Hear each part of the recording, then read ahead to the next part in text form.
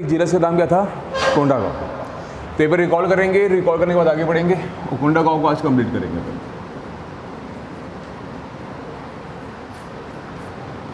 तो यदि आपसे पूछा जाएगा कि कोंडागांव जिले का स्थापना कब हुआ है, तो आप क्या बोलोगे?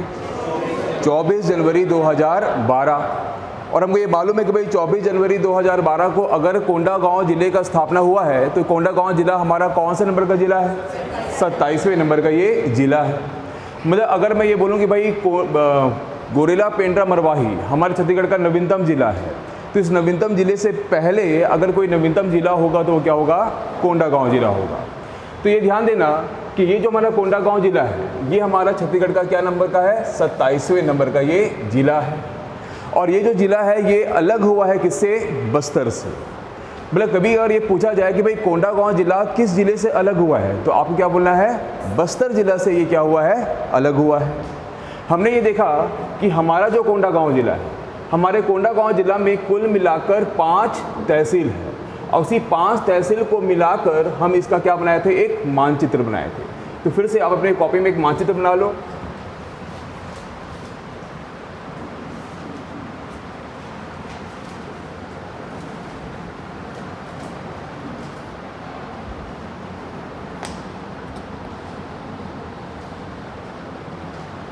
तो ध्यान देना ये जो आपका मानचित्र है ये किसका मानचित्र है? कोंडागांव जिले का।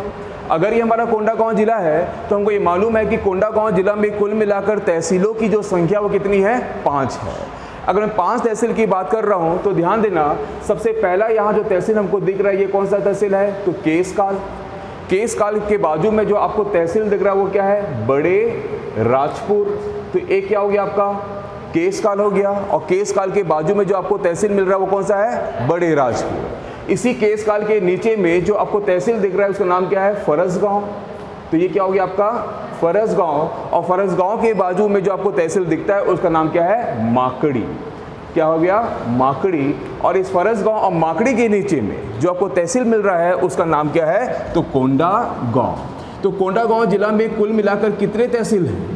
तो कोंडागांव जिला में कुल मिलाकर 5 तहसील है और ये पांचों तहसील क्या है? तो विकास खंड भी है। तो कोंडागांव जिला में कितने तहसील है? 5 तहसील। और यहाँ पे कितने विकास खंड है? 5 विकास खंड। और आपको ये भी ध्यान देना होगा कि हमारे बस्तर में जितने भी जो तहसील है और जितने भी जो विकास खंड है, खासकर बस्तर में कुल मिलाकर हमारे पूरे बस्तर संभाग में कुल मिलाकर 32 क्या है? तहसील और विकास खंड है। तो इस पूरे 32 के 32 विकासखंड जो है वो क्या है? आदिवासी विकासखंड। मतलब बस्तर संभाग के सभी विकासखंड क्या होंगे? आदिवासी विकासखंड। तो कोंडागांव के भी जो सभी विकासखंड होंगे वो क्या होंगे? आदिवासी विकासखंड। तो कोंडागांव जिला में कितने विकासखंड है? 5। और कितने तहसील है? 5। और ये 5 तहसील और 5 विकासखंड क्या क्या है? पहला केसकाल, बाजू में बड़े राजपुर, उसके बाजू में फरसगांव, उसके बाजू में माकड़ी और नीचे में कोंडागांव। अगर ये हमारा कोंडागांव जिला है तो हमको ये मालूम है कि कोंडागांव जिला अपने उत्तर में एक जिले को स्पर्श करता हुआ नजर आता है और ये जो जिला है वो क्या है? कांकेर। तो ये पूरा भाग क्या है? कांकेर का। और हमको ये मालूम है कि जो कांकेर है, कांकेर का नामकरण 2003 में फिर से होगा और कांकेर को हम क्या बोलेंगे? उत्तरी बस्तर कांकेर। इसके अलावा ये जो हमारा कोंडागांव जिला है, कोंडागांव जिला अपने उत्तर पूर्व में एक जिले को स्पर्श करेगा। जिले का नाम क्या होगा? धमतरी। तो ऊपर में क्या है? कांकेर और उसके बाजू में क्या है? धमतरी है। हमको ये भी पता है कि जो कोंडागांव जिला है, कोंडागांव जिला अपने पूरे पूर्व में एक राज्य को स्पर्श करता हुआ नजर आता है और राज्य का नाम क्या है? उड़ीसा है। इसके अलावा जो हमारा कोंडागांव जिला अपने दक्षिण में एक जिले को स्पर्श करता हुआ नजर आएगा और नाम क्या होगा वो? तो वो क्या है? बस्तर। तो ये अपने पूरे दक्षिण में एक जिले को टच करेगा, इसका नाम क्या होगा? बस्तर होगा। और वही जो हमारा कोंडागांव जिला है ये अपने दक्षिण पश्चिम में भी हल्का सा एक जिले को टच करता है जिसका नाम क्या है? बीजापुर। और ये अपने पूरे पश्चिम में एक जिले को टच करेगा, उसका नाम क्या होगा? नारायणपुर। तो इस प्रकार से हम ये बोल सकते हैं कि जो कोंडागांव जिला है वो कुल मिलाकर कितना जिलावर सीमा बना रहा है? तो ये 5 जिलावर सीमा बना रहा है। और ये 5 जिलावर सीमा किससे किससे बना रहा है? एक कांकेर, उसके बाद नारायणपुर, उसके बाद बीजापुर, उसके बाद बस्तर और एक आपका धमतरी। और ये कितना राज्यवर सीमा बना रहा है? तो एक कौन सा आपका? उड़ीसा। क्लियर है इतना अपना। तो कोंडागांव जिला का स्थापना कब हुआ? 24 जनवरी 2012। कोंडागांव जिला में कितने तहसील हैं? 5। कितने विकासखंड है? 5। और ये सभी पांचों के पांचों विकासखंड कैसे हैं? आदिवासी विकासखंड, क्योंकि बस्तर संभाग के सभी विकासखंड कैसे होते हैं? आदिवासी विकासखंड। कोंडागांव जिला कितना जिलावार सीमा बना रहा है? 5। किसे किसे? कांकेर से, नारायणपुर से, बीजापुर से, बस्तर से और धमतरी से। और ये एक राज्यभर सीमा बना रहा है किससे? उड़ीसा से। तो इतना हमने पढ़ा था। इसके अलावा हमने ये देखा था कि ये जो कोंडागांव है, इस कोंडागांव जिला में एक नेशनल हाईवे आता है, और ये जो नेशनल हाईवे है इसका नाम क्या है? NH-30। हमको ये मालूम है कि जो NH-30 है, इस NH-30 की जो शुरुआत है वो कब हुई है? 1988 को, क्योंकि भारत में सड़कों का जो राष्ट्रीयकरण है वो कब हुआ है? 1988 को। और सभी सड़कों का रीनंबरिंग कब हुआ है? 2010 को। तो जो हमारा NH-30 है, इस NH-30 का पुराना नाम क्या है? NH-43। और इसी NH-43 का रीनंबरिंग कब हुआ? 2010। तो 2010 से हमने इस NH-43 को क्या बोला? NH-30। और ये NH-30 जो है ये हमारे छत्तीसगढ़ का सबसे लंबा क्या है? नेशनल हाईवे भी है। तो इसी नेशनल हाईवे से हम क्या करेंगे? कांकेर से कहाँ प्रवेश करेंगे? कोंडागांव। और हमने ये पढ़ा था कि जब कभी भी हम कांकेर से कोंडागांव प्रवेश करेंगे तो सबसे पहले हमको जो जगह मिलेगा उसका नाम क्या होगा? तो केशकाल। तो सबसे पहले हमें क्या मिलेगा? केशकाल। और जब कभी भी हम केशकाल की ओर एंटर करते हैं तो हमको ये मालूम है कि केशकाल की ओर एंटर करते साथ हमको सबसे पहले एक मंदिर मिलेगा जिसका नाम क्या है? तेलीन माता का मंदिर। तो तेलीन माता को हम प्रणाम करेंगे कहाँ पर? केशकाल में। और तेलीन माता को प्रणाम करने के बाद हमको एक घाटी मिलेगा, और ये जो घाटी होगा इसका नाम क्या होगा? केशकाल घाटी। और इस केशकाल घाटी का एक और नाम क्या है? तेलीन घाटी। क्या नाम है? तेलीन घाटी। तेलीन घाटी क्यों? क्योंकि बाजू में मंदिर कौन सा है? तेलीन माता का मंदिर है। तो हमको ये मालूम है, हमने ये भी पढ़ा था कि जो केशकाल घाटी है, इस केशकाल घाटी की शुरुआत कब होती है? 1904 में। इस केशकाल घाटी की लंबाई कितनी है? 4 किलोमीटर। कितना है? 4 किलोमीटर, फिर 5 किलोमीटर। और इस केशकाल घाटी में कितने मोड़ हैं? 12 मोड़ है। तो 12 मोड़ है, 4 किलोमीटर का लेंथ है, और इसकी शुरुआत कब हुई? 1904 में। जब कभी भी हम केशकाल घाटी में प्रवेश करते तो सबसे पहले हमको एक बोर्ड नजर आता है, और बोर्ड में क्या लिखा हुआ है? केशकाल, क्या लिखा है? बस्तर के प्रवेश द्वार में आपका हार्दिक स्वागत है। तो केशकाल घाटी हमारा क्या है? बस्तर का प्रवेश द्वार। इसके अलावा हमने ये भी देखा कि केशकाल घाटी में हमको बहुत सारे क्या मिलेंगे? फ्लावर्स। इसलिए हम उसको क्या बोलते हैं? छत्तीसगढ़ का फूलों की घाटी। तो वैली ऑफ फ्लावर क्या है? केशकाल घाटी। हालांकि छत्तीसगढ़ में एक और ऐसी घाटी है जिसको हम फूलों की घाटी बोलते हैं, वो कौन सा है? लोरो घाटी। और लोरो घाटी कहाँ पर है? जसपुर में। तो जसपुर में लोरो घाटी और बस्तर के कोंडागांव जिले के केशकाल घाटी को हम क्या बोलते हैं? फूलों की घाटी बोलते हैं। हमने कल ये भी पढ़ा था कि केशकाल घाटी के आसपास आपको बहुत सारे ऊंचे ऊंचे साल के पेड़ मिलेंगे, और ये सभी साल के पेड़ जो है वो कैसे हैं? उच्च किस्म के। तो उच्च किस्म के साल आपको कहाँ मिलने वाला है? केशकाल घाटी में। और साल हमारा क्या है? राष्ट्रीयकृत वृक्ष है। हमारे भारत में कितने राष्ट्रीयकृत वृक्ष हैं? 6। और ये 6 क्या है? साल, सागौन, शीशम, बीजा, साजा और खैर। साल को हम क्या बोलते हैं? सौरिया रोबस्टा। सागौन को हम क्या बोलते हैं? Tectona grandis. शीशम को हम क्या बोलते हैं? डेलबेर्जिया सित्सु। और वहीं अगर हम बात करें किसकी? बीजा की, तो बीजा को हम क्या बोलते हैं? टेरोकार्पस मर्सुपियम। फिर साजा को हम क्या बोलेंगे? Terminalia tomentosa. और खैर को हम क्या बोलते हैं? Acacia catechu. और इन सभी राष्ट्रीयकृत जो वृक्ष है इनका राष्ट्रीयकरण कब हुआ? 1969 में। तो इतना भी हमने पढ़ा था। तो उच्च किस्म का साल हमको कहाँ मिलने वाला है? केशकाल घाटी में। और मैंने आपको बताया था कि कांकेर से ये जो केशकाल का जो आपकी दूरी है, इस क्षेत्र को हम क्या बोलते हैं? केशकाल पंचवटी। क्या बोलते हैं हम? केशकाल पंचवटी।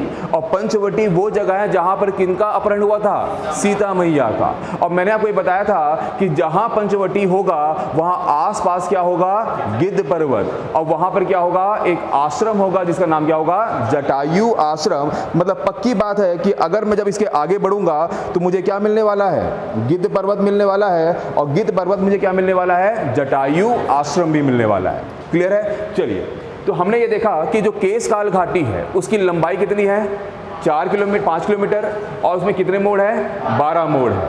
जब केशकाल घाटी के बीचों बीच में आपको एक मंदिर मिलेगा जिसका नाम क्या है, भंगाराम मैया मंदिर। और भंगाराम मैया मतलब कौन, गॉडेस ऑफ जस्टिस। तो न्याय की देवी को हम क्या बोलते हैं, भंगाराम मैया बोलते हैं। तो भंगाराम मैया को हम प्रणाम करेंगे, और प्रणाम करने के बाद हम आगे बढ़ेंगे तो हमको एक तालाब मिलेगा। तालाब का नाम क्या है, सूरडोंगर तालाब। क्या तालाब, सूरडोंगर तालाब। और उसी सूरडोंगर तालाब के आगे में आपको एक जगह मिलेगा जिसका नाम क्या है, टाटा मारी। तो केशकाल के आगे में आपको एक जगह क्या मिलेगा, टाटा मारी। क्लियर है? ये भी हमने पढ़ा था। और टाटा मारी एक क्या है, पठार है। और इसी टाटा मारी में आपको एक मंदिर मिलेगा जिसका नाम क्या है, महालक्ष्मी शक्ति पीठ। क्या मिलेगा आपको, महालक्ष्मी शक्ति पीठ। इसके अलावा इसी केशकाल के पास हमको 3 जगह मिलेगा। इसमें एक का नाम क्या होगा, छेरा बहरी, एक का नाम क्या होगा, बुधियार मारी। पहला नाम क्या है, छेरा बहरी, और छेरा बहरी के अलावा क्या है, बुधियार। छेरा बहरी के अलावा क्या है, बुधियार मारी। और बुधियार मारी के अलावा हमें क्या मिलेगा, कुआं मारी। और ये जो छेरा बहरी, कुआं मारी और बुधियार मारी में आपको क्या मिलने वाला है, बॉक्साइट मिलने वाला है। मतलब कभी भी अगर आपसे पूछा जाए कि कोंडागांव जिला में बॉक्साइट हमें कहाँ मिलता है, तो पहला छेरा बहरी और बुधियार मारी और कुआं मारी। और बॉक्साइट का जो कॉम्पोजिशन है वो क्या है, Al2O3.2H2O।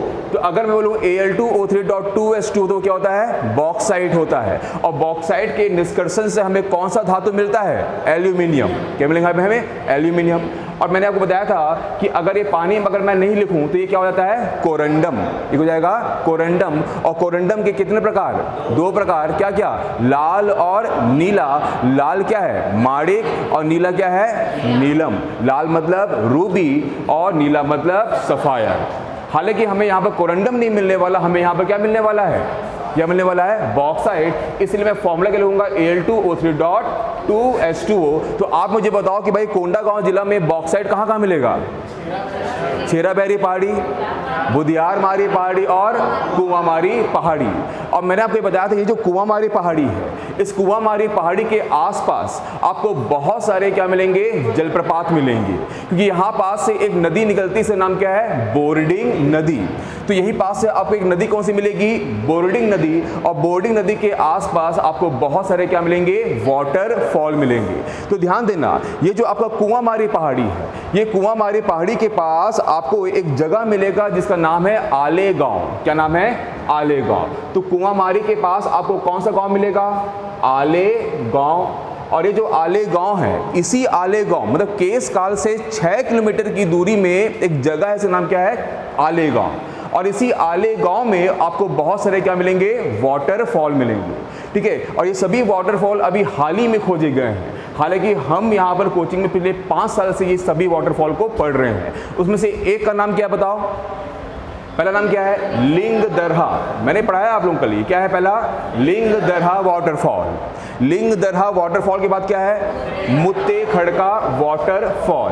तो पहला क्या है, लिंगदरहा वाटरफॉल। दूसरा क्या है, मुत्ते खड़का वाटरफॉल। मुत्ते खड़का वाटरफॉल के अलावा क्या है, लया हाता वाटरफॉल। तो एक और क्या मिलेगा, लया हाता वाटरफॉल। तो पहला क्या है, लिंगदरहा। दूसरा क्या है, मुत्ते खड़का। तीसरा क्या है, लया हाता। लया हाता के अलावा आपको क्या मिलेगा, सिंगारहुर। क्या बोलो आप, सिंगारहुर। तो पहला क्या है, लिंगदरहा, फिर क्या है, मुत्ते खड़का, फिर क्या है, लया हाता, और फिर क्या है, सिंगारहुर। सिंगारहुर के बाद क्या मिलेगा आपको, घुमुर वाटरफॉल। क्या वाटरफॉल, घुमुर वाटरफॉल। तो आलेगांव के पास आपको कौन कौन सा वाटरफॉल मिल रहा है, पहला लिंगदरहा, फिर मुत्ते खड़का, फिर लया हाता, फिर सिंगारहुर, और उसके बाद क्या है, घूमुर वाटरफॉल। इसी घूमुर वाटरफॉल के अलावा आपको एक और वाटरफॉल मिला, नाम क्या है, क्या है, मिर्दे वाटरफॉल। तो नाम क्या है, मिर्दे वाटरफॉल। इस मिर्दे वाटरफॉल के अलावा आपको एक और वाटरफॉल मिला, नाम क्या है, क्या है, ऊपर बेदी वाटरफॉल। तो आपको क्या मिला, ऊपर बेदी वाटरफॉल। तो पहला क्या है, लिंगदरा, मुते खड़का, लया हाथा, सिंगारहुर, घूमुर वाटरफॉल और मिर्दे वाटरफॉल और ऊपर बेदी वाटरफॉल। ऊपर बेदी वाटरफॉल के अलावा क्या मिलेगा आपको, क्या है, चेपी बेदी वाटरफॉल। और क्या नाम है, क्या है, कुदरवाही वाटरफॉल। तो क्या है, कुदरवाही वाटरफॉल। तो पहले क्या है, बोला पड़े, पहले क्या है, लिंगदरहा, फिर मोते खड़का, फिर लया हाथा, फिर सिंगारहुर, फिर मिर्दे और घूमुर और ऊपर बेदी और चेपी बेदी और कुदरवाही। कुदरवाही के अलावा क्या है, कटलवासी वाटरफॉल। और कटलवासी वाटरफॉल के अलावा क्या मिलेगा आपको, क्या है, हांखी कुडुम वाटरफॉल। क्या है, हांखी कुडुम वाटरफॉल। और हांखी कुडुम वाटरफॉल के अलावा क्या मिलेगा आपको, बीज कुडुम वाटरफॉल। तो कितने कुडुम, 2 कुडुम। क्या क्या, हांखी कुडुम और बीज कुडुम। और हांखी कुडुम और बीज कुडुम के अलावा क्या मिलेगा आपको, आमा दरहा वाटरफॉल। और आमा दरहा कितना है, 2 है। तो आमा दरहा 1 और आमा दरहा 2। और एक और आपको मिलेगा उमरा दहा वाटरफॉल। क्या मिलेगा आपको, उमरा दहा। और उमरा दहा के अलावा क्या मिलेगा, हाँ क्या, छेर वेदा वाटरफॉल। तो इतने सारे वाटरफॉल आपको मिलने वाले हैं कहां पर, कोंडागांव में। तो कोंडागांव में कहां पर, केसकाल घाटी के पास। और केसकाल घाटी के पास कौन सा गांव, आलेगांव। और केसकाल घाटी से आलेगांव की दूरी कितनी है, 6 किलोमीटर। और यहीं पर बोर्डिंग नदी में आपको बहुत सारे क्या मिलने वाले हैं, वाटरफॉल। और नाम क्या क्या, पहला लिंगदरहा वाटरफॉल, मुते खड़का वाटरफॉल, लया हाथा वाटरफॉल, सिंगारहुर वाटरफॉल, घूमुर वाटरफॉल, मिर्दे वाटरफॉल, ऊपर बेदी वाटरफॉल, चेपी बेदी वाटरफॉल, कुदरवाही वाटरफॉल और कटलवासी वाटरफॉल, हांखी कुडुम वाटरफॉल, बीज कुडुम वाटरफॉल, आमादरा वाटरफॉल, उमरादा वाटरफॉल और छेरबेदी वाटरफॉल। क्लियर है ये? तो ये भी हमने कल पढ़ लिया था। और फिर मैंने आपको ये बताया था कि इन सभी वाटरफॉल में खासकर जो लिंगदरहा है, मुत्ते खड़का है, लया हाथा है और सिंगारहुर, क्या क्या, लिंगदरहा, मुत्ते खड़का, लया हाथा, सिंगारहुर, ये सभी वाटरफॉल के अलावा ये क्या है, गुफा भी है। और इन सभी गुफा में हमें महापाषाणकालीन क्या मिलते हैं, शैलचित्र मिलते हैं। तो वो कौन कौन सा जगह जहां आपको महापाषाणकालीन शैलचित्र मिलते हैं? लिंगदरहा, मुत्ते खड़का, लया हाथा और सिंगारहुर। सिंगारहुर के अलावा आपको यहाँ पर एक और गुफा मिलता है जिसका नाम है कट्टन, क्या नाम है, कट्टन गुंडी गुफा। यहाँ पर एक और गुफा नाम क्या है, कट्टन गुंडी गुफा। और इस कट्टन गुंडी गुफा से भी आपको क्या मिलता है, महापाषाणकालीन मेगालिथिक पीरियड का रॉक पेंटिंग्स। तो एक और आपको यहाँ गुफा मिलता है, जिसका नाम क्या है, कट्टन गुंडी गुफा। और वहां से भी आपको मिलता है महापाषाणकालीन शैल चित्र मिलते हैं।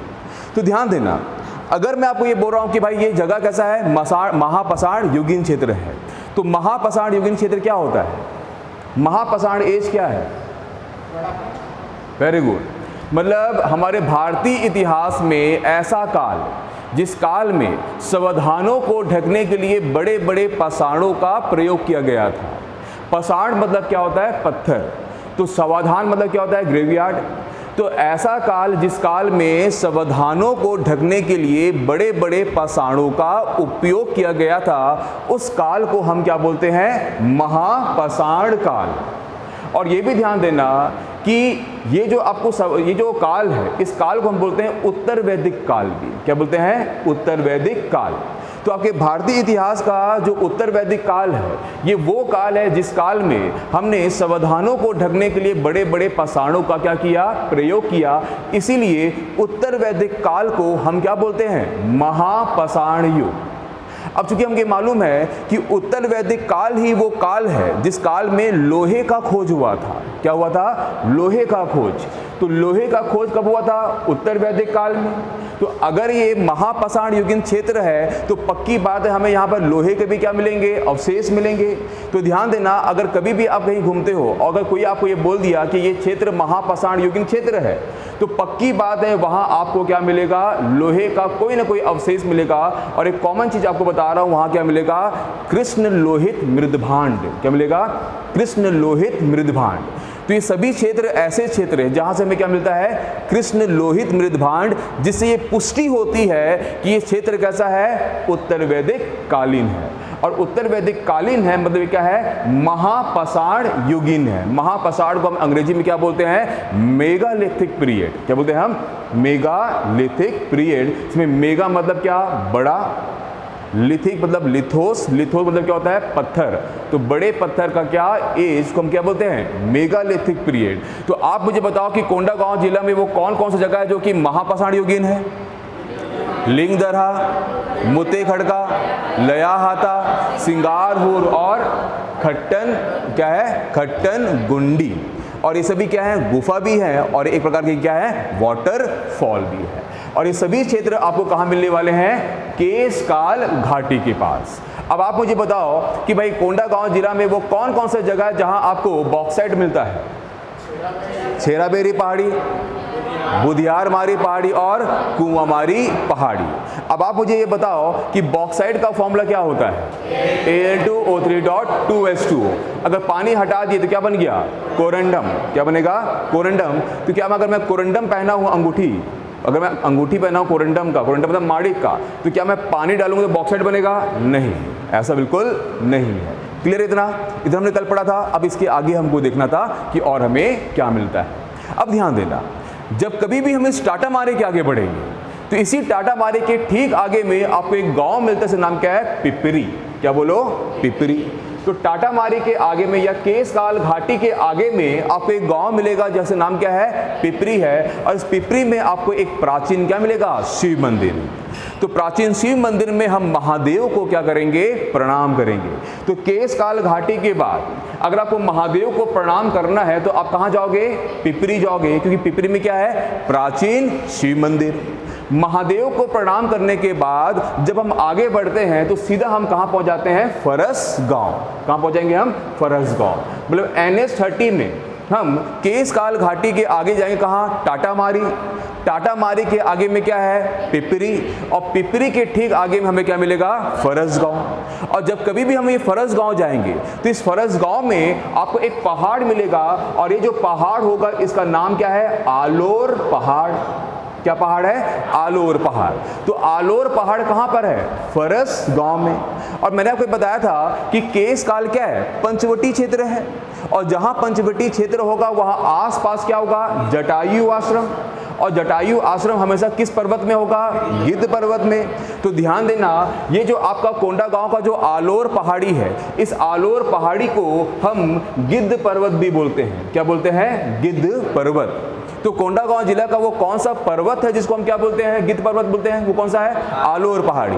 और अगर ये गिद्ध पर्वत है यहाँ तो कौन सा आश्रम होगा? जटायु आश्रम।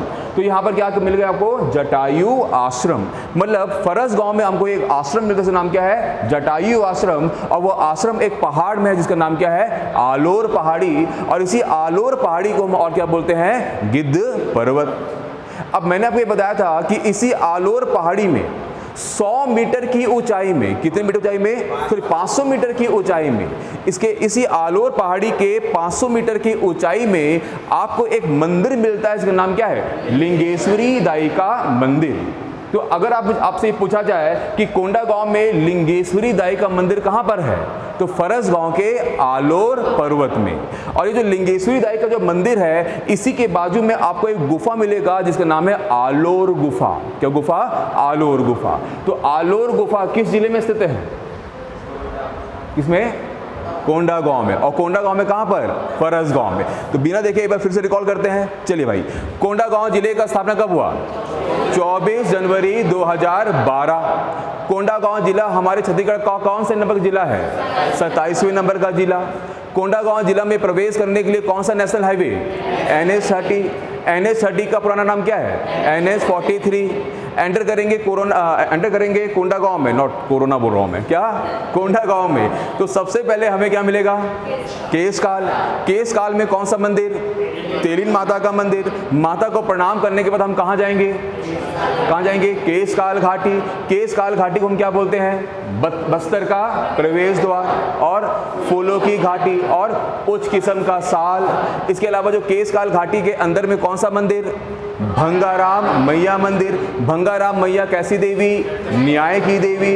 इसके अलावा आगे में आपको एक और क्या मिलेगा? तालाब मिलेगा। नाम क्या है? सूरडोंगर तालाब। और सूरडोंगर तालाब के आगे में क्या है? टाटामारी। और टाटामारी में कौन सा मंदिर? महालक्ष्मी शक्तिपीठ। टाटामारी में महालक्ष्मी शक्तिपीठ में मां लक्ष्मी को प्रणाम करने के बाद हम कहां जाएंगे? पिपरी। और पिपरी में क्या है? प्राचीन शिव मंदिर, जहां हम किनको प्रणाम करेंगे? महादेव को। और महादेव को प्रणाम करने के बाद हम कहां जाएंगे? फरसगांव। और फरसगांव में कौन सा पर्वत? आलोर पर्वत। आलोर पर्वत को हम क्या बोलते हैं? गिद्ध पर्वत। उस गिद्ध पर्वत में क्या आश्रम? जटायु आश्रम। कितने हाइट में? 500 मीटर में। क्या है? लिंगेश्वरी दाई का मंदिर। और बाजू में क्या है? गुफा। कौन सा गुफा? आलोर गुफा।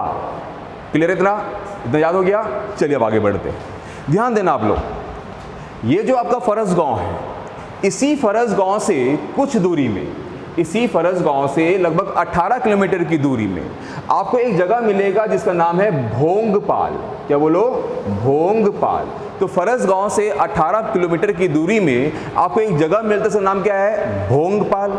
इसी भोंगपाल के पास आपको एक और जगह मिलेगा जिसका नाम है बंडापाल। क्या बोलो? बंडापाल। तो भोंगपाल और भोंगपाल के आगे में क्या मिलेगा आपको?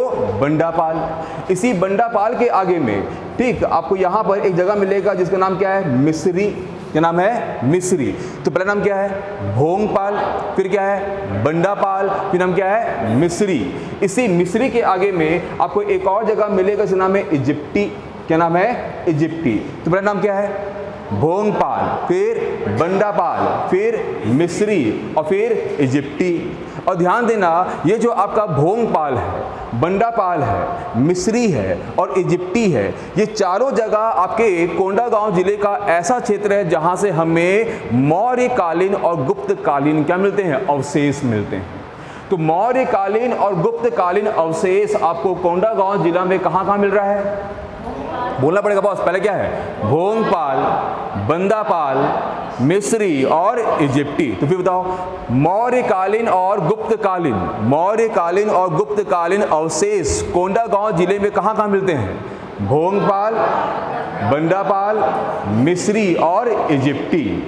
अब खासकर और आपको ये भी ध्यान देना होगा, ये जो भोंगपाल, बंदापाल, मिस्री और इजिप्टी, ये ऐसे क्षेत्र हैं कोंडागांव जिले के जहां से आपको बौद्ध धर्म के भी क्या मिलते हैं? साक्ष्य मिलते हैं। तो बौद्ध अवशेष भी आपको कहाँ मिलते हैं? भोंगपाल, बंडापाल, मिस्री और इजिप्टी। यहाँ बहुत जगह ऐसी जगह है जहाँ पर चैत्य और विहार हमको मिलता है। बौद्ध चैत्य और विहार। चैत्य मतलब मंदिर और विहार मतलब जहाँ भिक्षु और भिक्षुणियाँ क्या करते हैं? निवास करते हैं। तो ये भी आपको कहाँ मिलने वाला है? भोंगपाल, बंडापाल, मिस्री और इजिप्टी। मतलब अगर आपसे ये पूछा जाएगा कि कोंडागांव जिले का बौद्ध धार्मिक स्थल कौन कौन सा है, तो भोंगपाल है, बंडापाल है, मिस्री है और इजिप्टी है। अब खासकर इसमें जो फेमस है वो भोंगपाल है। ध्यान देना, जब कभी भी आप भोंगपाल जाओगे, ये आपके मेन से पूछ सकता है, ठीक है? तो अब भोंगपाल अगर आपसे पूछा तो आप ये बता सकते हो कि जो भोंगपाल है, भोंगपाल में आपको 2 टीला मिलेगा। कितने टीला? 2 टीला, जिसमें से एक को बोलते हैं हम डोकरा बाबा टीला। क्या बाबा? डोकरा बाबा टीला। तो एक टीला कौन सा है? डोकरा बाबा टीला। और एक टीला कौन सा है? रानी टीला। क्या टीला? रानी टीला। तो भोंगपाल में कितने टीले? 2 टीले। इसमें एक का नाम क्या है? डोकरा बाबा टीला और एक का नाम क्या है? रानी टीला। क्या बोलो? रानी टीला। इन दोनों टीला के बीच में, इन दोनों टीला के बीच में आपको एक नदी मिलेगी जिसका नाम है तामूरा नदी। क्या नदी? तामूरा नदी। तो आपके भोंगपाल में कौन सी नदी बहती है? तामूरा। क्या बोलो? तामूरा। किसी किताब में आपको नहीं मिलने वाला। भोंगपाल में कौन सी नदी बह रही है? तामूरा नदी। इस तामूरा नदी के किनारे में कौन कौन से टीले हैं? रानी टीला और डोकरा बाबा टीला, रानी टीला और डोकरा बाबा टीला। इसी डोकरा बाबा टीला में बौद्ध चैत्य विहार है। क्या है? चैत्य विहार। तो बौद्ध चैत्य विहार आपको कहाँ मिलेगा? डोकरा बाबा टीला में। मतलब अगर आप भोंगपाल जा रहे हो और भोंगपाल में अगर आपको बौद्ध धार्मिक स्थल देखना है तो बौद्ध धार्मिक स्थल आपको कहाँ दिखने वाला है? डोकरा बाबा टीला में। और उसी डोकरा बाबा टीला के पास आपको एक नदी मिलेगी, नाम क्या है? तामूरा नदी। इसके अलावा ये जो आपका रानी टीला है, इस रानी टीला में आपको सप्त मातृका प्रतिमा मिलेगा। क्या मिलेगा? सप्त मातृका प्रतिमा। तो अगर आप कभी भी सप्त मातृका प्रतिमा आपको देखना है कहाँ पर? भोंगपाल में। तो आप कहाँ जाओगे? कहाँ जाओगे? रानी टीला में। तो अगर आपसे पूछा जाए कि कोंडागांव जिला में कितने बौद्ध धार्मिक स्थल हैं, तो 4 हैं। कौन कौन से? भोंगपाल, बंदापाल, मिस्री और इजिप्टी। इसमें फेमस क्या है? भोंगपाल। भोंगपाल में कौन सी नदी है? तामूरा नदी। क्या नदी है? तामूरा नदी। इसी तामूरा नदी के पास कितने टीले? 2 टीले। एक नाम क्या है? डोकरा बाबा टीला और रानी टीला। डोकरा बाबा टीला में क्या है? बौद्ध धार्मिक स्थल है वो, वहां पर क्या है? चैत्य विहार है। और रानी टीला में क्या है? सप्त मातृका प्रतिमा। क्या है? सप्त मातृका प्रतिमा। सप्त मातृका मतलब 7 माताएं हैं। और ये 7 माताएं कौन कौन है? पहला कुंवारी। पहला क्या है? कुंवारी। दूसरा क्या है? वराही। दूसरी कौन है? वराही। तो पहली कौन है? कुंवारी। दूसरी कौन है? वराही। वराही के बाद क्या है? नरसिंही। क्या बोलो? नरसिंही। तो पहला नाम क्या है? कुंवारी, वराही माता। वराही मतलब विष्णु भगवान की 12 अवतार है ना, 12 देवी रूपी अवतार। तो पहला क्या है? कुंवारी, फिर क्या है? वराही माता, और फिर क्या है? नरसिंही माता। नरसिंही माता के बाद क्या आएगा? महेश्वरी माता। क्या माता? महेश्वरी माता। महेश्वरी माता बाद क्या आएगा? चामुंडा माता। क्या माता? चामुंडा माता। तो पहली कौन है? कुंवारी माता, वराही माता, नरसिंही माता, महेश्वरी माता और चामुंडा माता। ठीक है। चामुंडा माता के बाद क्या नाम आएगा? वैष्णवी माता। Very good. नाम क्या आएगा? वैष्णवी माता। और वैष्णवी माता के बाद क्या आएगा? क्या है? इंद्राणी माता। तो इस प्रकार से जो सप्त मातृका प्रतिमा में कितने माताएं हैं? 7। और ये 7 माता को हमको प्रणाम करना है कहाँ पर? रानी टीला में। और ये 7 माताएं कौन कौन है? कुंवारी, वराही, नरसिंही, महेश्वरी, चामुंडा और वैष्णवी और इंद्राणी। और इन 7 माता को हम क्या बोलते हैं? सप्त मात्रा। और ये सप्त मातृका जो प्रतिमा है ये आपको कहाँ मिलने वाला है? भोंगपाल के रानी टीला में। अब ये ध्यान देना, इन सप्त मातृका को या 7 माताओं को हम पत्नी बोलते हैं एक देवता, किस नाम है? गांडा देव। क्या देव? गांडा देव। तो ये गांडा देव के क्या हैं? प्रतिमाएं। वहाँ के लोकल लोग ऐसे बोलते हैं कि जो गांडा देव हैं उनकी ये क्या है? पत्नियां हैं। कौन? ये सप्त मातृका। क्लियर है? तो इस प्रकार से ये आपके क्या था? भोंगपाल। तो कभी आपको मेंस में अगर आपसे पूछेगा तो आप ये लिख पाओगे मैं भोंगपाल के लिए। आप बताओगे भोंगपाल जो है वो 16 किलोमीटर की दूरी में है। कहाँ से? फरसगांव से। फरसगांव के पश्चिम के में है ये। और यहाँ पर एक नदी बहती से, नाम क्या है? तामूरा नदी। और यहाँ पर 2 टीला है, नाम क्या है? डोकरा बाबा टीला और रानी टीला। डोकरा बाबा टीला में आपको क्या मिलेगा? बौद्ध चैत्य विहार। और रानी टीला में क्या मिलेगा? सप्त मातृका प्रतिमा। सप्त मातृकाएं कौन कौन है? कौन कौन है? कुंवारी, वराही, नरसिंही, महेश्वरी, चामुंडा, वैष्णवी और इंद्राणी। ये क्या है? सप्त मातृका है। और ये किनकी पत्नी है? गांडा देव की पत्नी। ठीक है। और ऊपर से ये गुप्तकालीन और मौर्यकालीन क्या है? क्षेत्र है, जिसका नाम क्या है? भोंगपाल। तो भोंगपाल में कौन सी नदी है? तामूरा नदी। क्या नदी है? तामूरा नदी। अब ध्यान देना, इसी फरसगांव से कुछ किलोमीटर की दूरी में आपको एक जगह मिलता है, इसका नाम है बड़े डोंगर। क्या मिलता है? बड़े डोंगर। तो भोंगपाल के पास आपको एक और जगह मिलता है, इसका नाम क्या है? बड़े डोंगर। और जब कभी भी आप ये बड़े डोंगर जाओगे, जब कभी भी आप ये बड़े डोंगर जाओगे तो इस बड़े डोंगर में आपको एक बोर्ड नजर आएगा। मतलब अगर मैं कोंडागांव से कहाँ जा रहा हूँ? नारायणपुर की ओर जा रहा हूँ। तो जब मैं कोंडागांव से नारायणपुर की ओर जाऊँगा तो मुझे रास्ते में क्या मिलने वाला है? बड़े डोंगर। और ये एक स्टेट हाईवे से नाम क्या है? SH-26। याद करना, मैं आपको बताया था कांकेर में मैंने बताया था पखांजूर से एक स्टेट हाईवे निकलते से नाम है SS-26। ये SS-26 आपको पखांजूर से नारायणपुर ले जाएगा और नारायणपुर से कहाँ ले जाएगा? कोंडागांव। कहाँ ले जाएगा? कोंडागांव। मतलब हमें पखांजूर से एक स्टेट हाईवे मिल रहा है, इसका नाम क्या है? SS-26। और ये जो SS-26 है ये हमें कहाँ ले जाने वाला है? कोंडागांव। और कोंडागांव से अमरावती होते हुए कहाँ जाएगा? उड़ीसा जाएगा। कहाँ जाएगा? उड़ीसा। मतलब पखांजूर को उड़ीसा से जोड़ने वाला जो स्टेट हाईवे है वो कौन सा है? SS-26। क्या नाम है? SS-26। तो ध्यान देना, फरसगांव के ऊपर में क्या है? बड़े डोंगर। और ये जो बड़े डोंगर है, तो जब कभी भी हम ये बड़े डोंगर जाएंगे तो इस बड़े डोंगर में मुझे एक बोर्ड मिलेगा और उस बोर्ड में लिखा रहेगा कि छत्तीसगढ़ का पहला जैव विविधता पर्यावरण पर्यटन केंद्र में आपका हार्दिक स्वागत है। तो छत्तीसगढ़ का पहला जैव विविधता पर्यावरण पर्यटन केंद्र, the first biodiversity environmental tourism centre. तो छत्तीसगढ़ का पहला बायोडाइवर्सिटी एनवायरमेंटल टूरिज्म सेंटर आपको कहाँ मिलने वाला है? बड़े डोंगर में। तो बड़े डोंगर में क्या है? छत्तीसगढ़ का पहला जैव विविधता पर्यावरण पर्यटन केंद्र, जिसकी स्थापना 2015 में हुआ। तो 2015 से इसको हम क्या बोल रहे हैं? ये पहला क्या है? जैव विविधता पर्यावरण पर्यटन केंद्र है। जब कभी भी आप ये बड़े डोंगर जाओगे तो ध्यान देना, इस बड़े डोंगर में आपको एक मंदिर मिलेगा जिसका नाम है दंतेश्वरी मंदिर। एक दंतेश्वरी मंदिर आपको कहाँ मिलता है? दंतेवाड़ा में। एक आपको मिलता है जगदलपुर में और एक कहाँ मिलता है आपको? बड़े डोंगर में। कि बड़े डोंगर भी प्राचीन काल में काकतियों की क्या रही है? राजधानी रही है। तो ध्यान देना, ये जो बड़े डोंगर है, इस बड़े डोंगर में आपको एक मंदिर मिलेगा और ये मंदिर किनका है?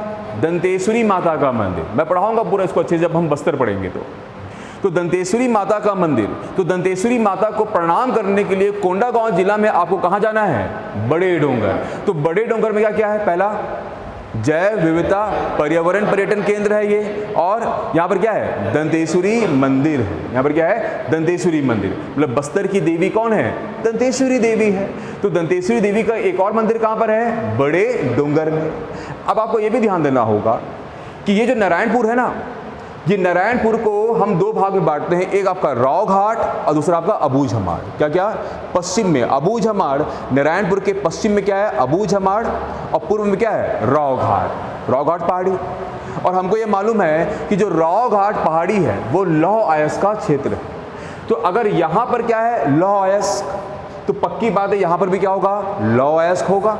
क्योंकि हमको ये मालूम है कि कांकेर में भी चरामा, चारगांव, कोलमनार, बोले क्या है? चरामा, चारगांव, कोलमनार, आरी डोंगरी, मेटा बोदली, हाहल्दी और दलहद्दी माटी और राव घाट माइंस, तो वो सब क्षेत्र क्या था? लौह अयस्क का। तो अगर वहाँ लौह अयस्क है तो यहाँ पर भी क्या होगा? लौह अयस्क। तो पक्की बात है यहाँ पर भी क्या होगा? लौह अयस्क। तो ध्यान देना, जो बड़े डोंगर क्षेत्र है आपका कहाँ का? कोंडागांव का, वो कैसा है? लौह अयस्क का क्षेत्र है। तो आपके कोंडागांव जिला में लौह अयस्क कहाँ मिलेगा? बड़े डोंगर में। ध्यान देना, यहाँ पर नारायणपुर में छोटे डोंगर है। नारायणपुर में क्या है? छोटे डोंगर, और छोटे डोंगर भी लौह अयस्क का क्षेत्र है। तो नारायणपुर में छोटे डोंगर और कोंडागांव में क्या है? बड़े डोंगर। तो कोंडागांव के बड़े डोंगर में क्या मिलेगा आपको? लौह अयस्क। और कैसा लौह अयस्क? हेमिटाइट प्रकार का। और हेमिटाइट का फॉर्मूला क्या है? Fe2O3। क्या है? Fe2O3। तो फिर से आप मुझे बताओ कि जब कभी भी आप कोंडागांव के बड़े डोंगर जाओगे तो बड़े डोंगर में आपको क्या मिलने वाला है? छत्तीसगढ़ का पहला जैव विविधता पर्यावरण पर्यटन केंद्र और दंतेश्वरी मंदिर और क्या है? लौह अयस्क का क्षेत्र भी है। ध्यान देना, इसी बड़े डोंगर के बाजू में आपको एक जगह मिलेगा, इसका नाम है कचोरा रस। क्या बोलो? कचोरा रस। और कचोरा रस के बाद आपको एक और जगह मिलेगा, नाम है क्या है? पावा रस। क्या बोलो? पावा रस। तो बड़े डोंगर के पास आपको दो जगह और मिलेगा, क्या क्या? कचोरा रस और पावा रस। और कचोरा रस, पावा रस, ये भी बड़े डोंगर के समान लौह अयस्क के क्षेत्र है। तो आप मुझे बताओ कि आपके कोंडागांव जिला में कौन कौन से वो क्षेत्र हैं जो लौह अयस्क के हैं? पहला बड़े डोंगर, पावा रस पहाड़ी और कचोरा रस। क्या बताओ पहले क्या है? बड़े डोंगर, पावा रस और कचोरा रस। क्लियर है ये? तो चलिए बताइए, अगर आप कोंडागांव से बड़े डोंगर जाओगे तो पहले क्या मिलेगा? क्या बोलोगे? ये क्या है? जैव विविधता पर्यावरण पर्यटन केंद्र। किनको प्रणाम करोगे? दंतेश्वरी माता को। क्या मिलेगा? लॉयस। और कहाँ मिलेगा? पावा रस और कचोरा रस। क्लियर? ये अब ध्यान देना, जब कभी भी आप ये बड़े डोंगर जाओगे तो जो बड़े डोंगर है, इस बड़े डोंगर के उत्तर में, बड़े डोंगर के उत्तर में आपको एक पहाड़ मिलेगा, और ये जो पहाड़ होगा इसका नाम क्या होगा? बलदेव पहाड़। क्या पहाड़? बलदेव पहाड़। इसको हम बोलते हैं बलदेव डोंगरी। तो बड़े डोंगर के उत्तर में कौन सा डोंगरी? बलदेव डोंगरी। इसी बड़े डोंगर के दक्षिण या उत्तर पश्चिम में, कहां पर? उत्तर पश्चिम में आपको एक और पहाड़ मिलेगा जिसका नाम क्या है? महादेव डोंगरी। क्या बोलेगा? महादेव डोंगरी। और इसके दक्षिण में आपको एक और पहाड़ मिलेगा, उसका नाम क्या है? रणवीर डोंगरी। क्या बोलो? रणवीर डोंगरी। तो बड़े डोंगर में कितने पहाड़? 3 पहाड़। क्या क्या?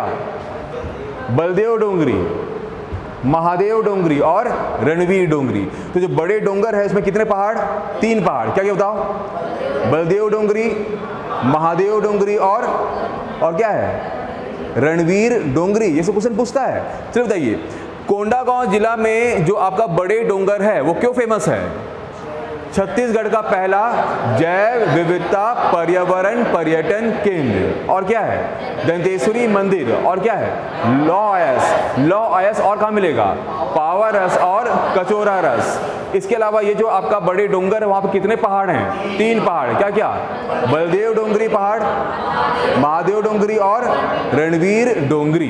तो बस यहाँ 3 पहाड़ों से घिरा हुआ है ये क्या? आपका बड़े डोंगर। तो एक बार फिर से रिकॉल करेंगे बॉस, है ना? याद करना भी बहुत समय पे, आराम से पढ़ना है। चलिए बिना देखे, कोंडागांव जिले का स्थापना कब हुआ है? 24 जनवरी 2012। कोंडागांव जिला में कौन सा नेशनल हाईवे आता है? NH30। NH30 का पुराना नाम क्या है? NH43। NH30 क्या झारखंड का सबसे लंबा नेशनल हाईवे है? बिल्कुल नहीं। कहाँ का? छत्तीसगढ़ का। जब कभी हम NH30 से कोंडागांव जिला एंटर करेंगे तो सबसे पहले हमें क्या मिलेगा? केशकाल। केशकाल में कौन सी माता? तेलिन माता। कौन सा घाटी? केशकाल घाटी। केशकाल घाटी को हम क्या बोलते हैं? बस्तर का प्रवेश द्वार। और क्या बोलते हैं? फूलों की घाटी। छत्तीसगढ़ में एक और फूलों की घाटी कौन सी है? लोरो घाटी। और यहाँ क्या मिलेगा?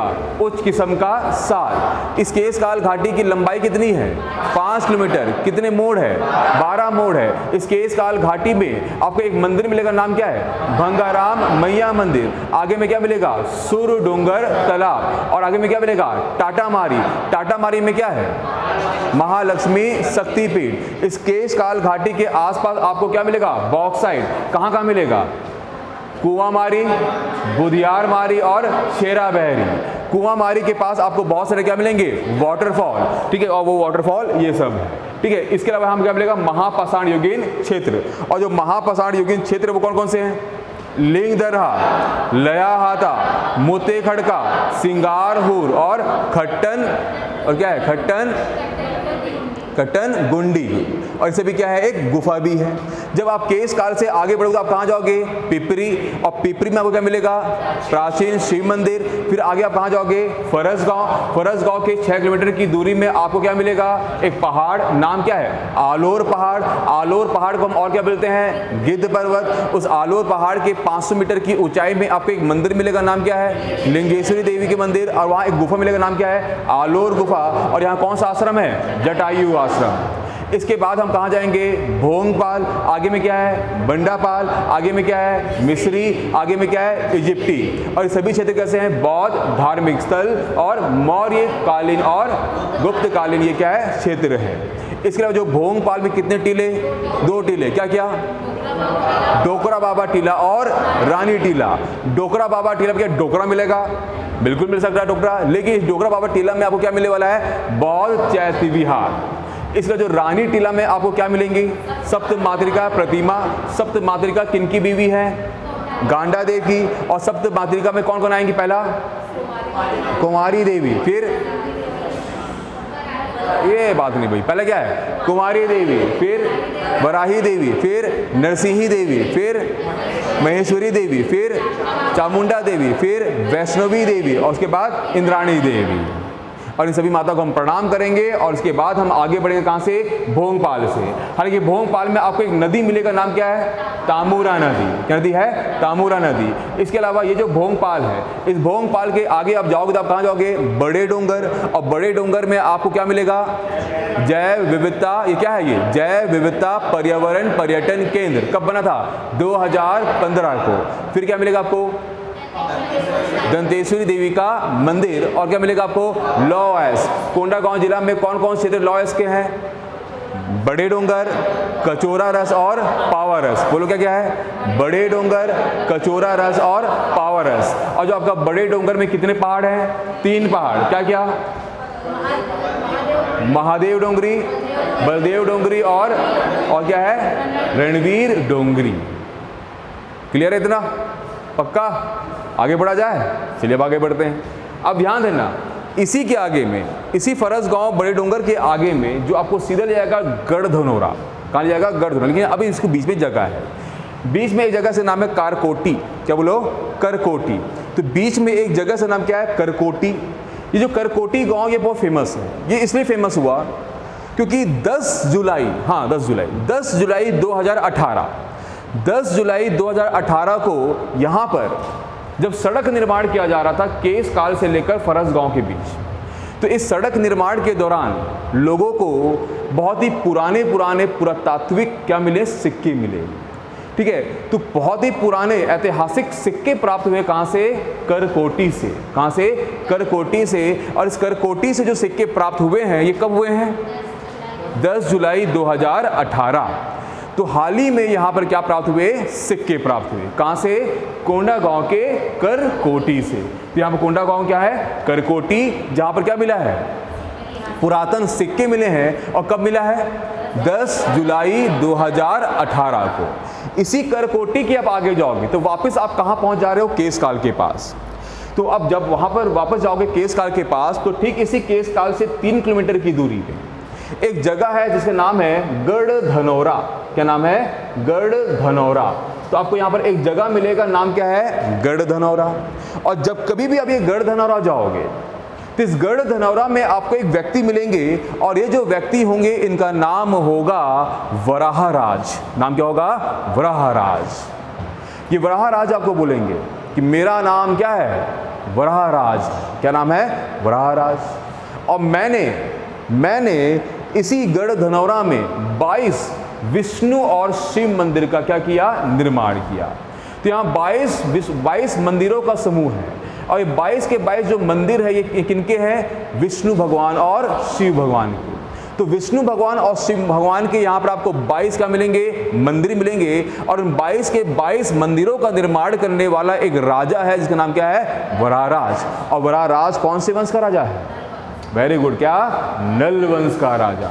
तो नल वंश के राजा कौन, वराहराज। तो वराहराज ने यहाँ पर क्या किया, 22 मंदिरों का निर्माण किया। और वो 22 के 22 जो मंदिरों का समूह है वो कौन से मंदिर है, विष्णु मंदिर और शिव मंदिर है। और इसमें जो सबसे फेमस मंदिर उसका नाम है गोबरहीन पारा मंदिर। क्या बोलो, गोबरहीन पारा मंदिर। गोबरहीन पारा शिव मंदिर, यही मंदिर है जिसके लिए लोग कहाँ जाते हैं, गढ़धनौरा जाते हैं। तो गढ़धनौरा में जो सबसे फेमस मंदिर वो कौन सा है, गोबरहीन पारा मंदिर। क्या बोलो, गोबरहीन पारा मंदिर। तो जब कभी भी आप केसकाल से 3 किलोमीटर पूर्व की ओर जाओगे तो आप पश्चिम की ओर जाओगे तो आपको क्या मिलेगा, गढ़धनौरा। और गढ़धनौरा में आपको एक नल शासक मिलेंगे, और इस नल शासक का नाम क्या है, वराहराज। और वराहराज ने यहाँ पर कितने मंदिर बनाए हैं, 22। और ये 22 के 22 मंदिर किनके हैं, विष्णु भगवान और शिव भगवान। यहाँ जो सबसे प्रसिद्ध मंदिर वो कौन सा है, गोबरहीन पारा शिव मंदिर। इसके अलावा ये जो गढ़धनौरा है, ये गढ़धनौरा आपका महापाषाण युगीन क्षेत्र भी है। क्या है आपका, महापाषाण युगीन क्षेत्र। क्यों, ऑब्वियसली हमें सिंगारहोर मिला, यहाँ पर हमें यहाँ पर क्या मिला, मुत्ते खड़का, लिंगदरहा और लयाहाता और खट्टन गुंडी। और वो भी क्या थे, महापाषाण युगीन क्षेत्र थे। तो पक्की बात है यहाँ पर भी हमें क्या मिलेगा, रॉक पेंटिंग्स मिलेंगे। कैसे, महापाषाण युगीन। तो महापाषाण युगीन आपको यहाँ पर क्या मिलेंगे, रॉक पेंटिंग्स मिलेंगे। कहाँ पर, कहाँ पर? गढ़धनौरा में। तो इसलिए गढ़धनौरा क्या है, बहुत ज़्यादा फेमस भी है। और महापाषाण युगीन मैंने क्षेत्र बोला तो मतलब क्या? ऐसा युग, महापाषाण युग क्या होता है? ऐसा युग जब लोगों ने संविधानों को ढकने के लिए बड़े बड़े पाषाणों का उपयोग किया। और ये काल कौन सा काल है? उत्तर वैदिक काल। और जब जहाँ महापाषाण युगीन क्षेत्र होगा वहाँ में क्या मिलेंगे? लोहे के भी अवशेष और खासकर एक मृदभांड, और उस मृदभांड को हम क्या बोलेंगे? कृष्ण लोहित मृदभांड। मृदभांड मतलब एक मटका। कैसा मटका? कृष्ण लोहित। ठीक है, काला लोहे का यहाँ पर क्या मिलेगा? मटका मिलेगा। क्लियर है ये? तो ये आपके क्या हो गया? महापाषाण युगीन यहाँ पर क्या मिलता है हमें? एविडेंस मिलता है। कहाँ पर? गढ़धनौरा में। कहाँ पर? गढ़धनौरा में। याद रहेगा ये सब चीज़ें? आगे बढ़े अब अपन, चलो अब आगे बढ़ते हैं। चलिए, क्लियर है? और इसके अलावा कल मैं आपको बताया था कि बड़े डोंगर के पास यहाँ पर एक जगह है क्या? बलेंगा। क्या है? बलेंगा। और इस बलेंगा में हमें क्या मिलेगा? मत्स्य उत्पादन केंद्र। तो कोंडागांव में वो कौन सा जगह है जहां मत्स्य उत्पादन केंद्र है? बलेंगा है। और यहां से एक नदी निकल रही है, कौन सी? बोर्डिंग नदी। पढ़ेंगे बोर्डिंग नदी अपन। ये नदी कौन सी है? बोर्डिंग नदी। यही बोर्डिंग नदी है जो आगे चलकर दंतेवाड़ा में, ये आगे चलकर दंतेवाड़ा जिला में मिल जाती किससे? इंद्रावती से। और जब ये इंद्रावती से मिलती है तो इंद्रावती वहाँ पर सप्तधारा जलप्रपात बनाती है। क्या बनाती है? सप्तधारा जलप्रपात। बोर्डिंग नदी के मिलने के बाद इंद्रावती क्या बनाएगा? सप्तधारा जलप्रपात बोध घाट पहाड़ी में। कौन से पहाड़ी में? बोध घाट पहाड़ी में, दंतेवाड़ा के बारसूर के पास। ठीक है, क्लियर है ये? तो यहाँ पर बीचों बीच एक नदी बह रही है, कौन सी? बोर्डिंग नदी। क्या बह रही है? बोर्डिंग नदी। क्लियर ये? आगे बढ़ा जाए, चलिए अब वापस आ जाओ। कहाँ पर? फरसगांव में। ध्यान देना, जब कभी भी हम इस फरसगांव से आगे बढ़ेंगे, तो फरसगांव के ठीक आगे में, फरसगांव से ठीक आगे में आपको एक जगह मिलेगा जिसका नाम क्या है? कोंडागांव। क्या नाम है? कोंडागांव। और ये जो कोंडागांव है ये हमारे कोंडागांव जिले का क्या है? जिला मुख्यालय है। तो जब कभी भी आप इस कोंडागांव जाओगे तो इस कोंडागांव में आपको एक व्यक्ति मिलेंगे जिनका नाम क्या है? जयदेव बघेल। तो कोंडागांव में आपको एक व्यक्ति मिलने वाले नाम क्या है? जयदेव बघेल। और ये जो जयदेव बघेल है ये आपको बताएंगे कि मेरा नाम क्या है? जयदेव बघेल। और मैं क्या हूँ? एक शिल्पकार हूँ। और मैं किसका शिल्पकारी करता था? किसका? बेल मेटल का। तो बेल मेटल से शिल्पकारी करने वाले कौन है? जयदेव बघेल है। और मैंने आपको बताया था कल, बेल मेटल मतलब कौन बताएगा? बेल मेटल क्या है? एक एलॉय है। और किसका एलॉय है बॉस? ये टीन और कॉपर का। तो टीन और कॉपर का जो एलॉय है वो क्या है? Bell metal. और बेल मेटल एक्चुअल में क्या होता है? ब्रॉन्ज। क्योंकि टीन और कॉपर का जो एक्चुअल में जो एलॉय होता है वो क्या होता है? कांसी होता है। लेकिन हम यहाँ पर टीन का जो कॉन्सेंट्रेशन वो क्या करते हैं? बढ़ा देते हैं। जब कांस्य में टीन का आप कॉन्सेंट्रेशन को बढ़ा देते हो तो वो एक नया एलॉय बनता है, नाम क्या है? Bell metal. और इसी बेल मेटल से क्या होता है? शिल्पकारी होता है। और शिल्पकारी करने वाले यहाँ पर कौन है? कौन है? जयदेव बघेल। हालांकि जयदेव बघेल अब नहीं रहे। तो जयदेव बघेल के अलावा यहाँ पर ये शिल्पकारी करने वाले कौन कौन है? बताया था क्या? सुशील सखूजा, और फिर समीर सुरेश बाघमारे। तुम्हारा नाम क्या है?